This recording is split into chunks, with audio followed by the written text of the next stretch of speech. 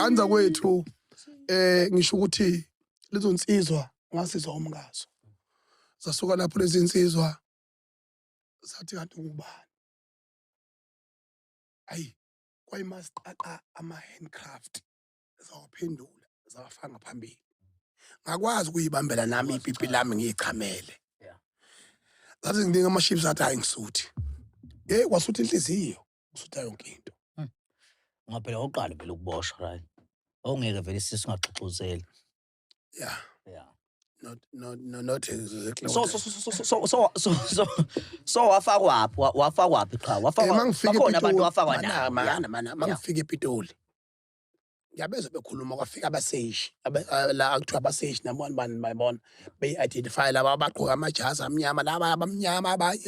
abanye baxubile nje lezexubile ezinja lezegcwele lapha leya ngangena police station umthetho usho njalo from police station to police station mhlawumbe uzofakaza umfowethu and then from police station kwashiwa ukuthi after 3 days kufanele ngiyephi na ngiye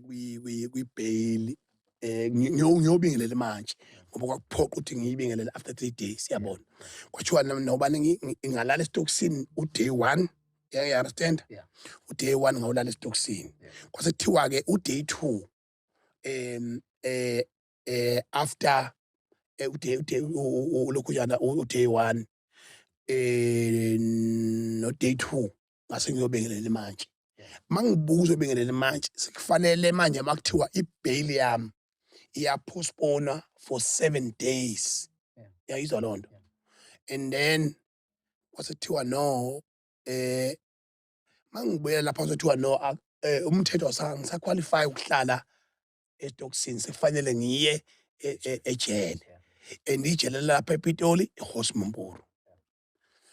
aye baplaneka ngithi manje awona unasay wena uyisinkwa nje kodwa la ngangena khona oqala lo 2 days engawulala lapha ePitoli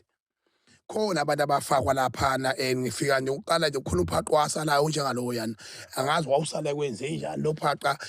kumbunungu nje ejele nje ijele nje ubunungu yabo and then especially is better more yabo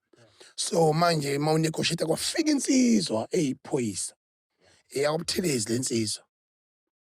ithi hey sibalo wami ngiyakwazi wena mina ngibonile indabeni izongixoxela ngeindaba mina engayibonanga yaxoxa ngithi mina emfowethu lapha ingeke ngilele kabi lapha ithi ayinayo ichance yokuthi ngangisiza kodwa izoxoxa nabo ukuthi ngcono ngithole exclusive yabo ayike impilo konjani ukuthi mina ingeke ngilalela abantu mina ngizohlala kuze kuse lapha yini kwesibili la umuntu mayongibhedela mina yonke le enginawo lena mina ngiqhumisa izonga lentamo nje yabo mina ngishawa ke ngiyabulawa mina nganginawo umuntu I'm sorry I don't surrender in the war yabo you rather kill me and boast about me dead kodwa defeated indlamba washa maswati and into eyenzakalayo ke lapho ke ngase ngiyathathwa ke ngasiwa on my way to Hosmumpuru yayizwa lonto and then eHosmumpuru ngafika kodwa ngilalanga khona phela remember ukuthi that was a time of COVID and Hosmumpuru some normal prisoners like myself I should have been sent in a normal prisoner cell to wait for 7 days and mangifika eHosmumpuru kwenzeka isimanga ngifika already receiving sengiyaziwa ngiyangena amaphoyisa ngilethile yazi khona iphoyisa angazi umfoka bana ngifuna umusho luyamfo yazi bathi bengilandile bagqoka private ama-private agqoka private ngangigibele GTI futhi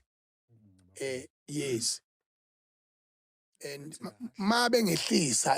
ngiphuma ekonyaneni washinto eyodwa wathi Macingwane icela wazi ukuthi thina silandile siboshwa la ngambuka ngamuthi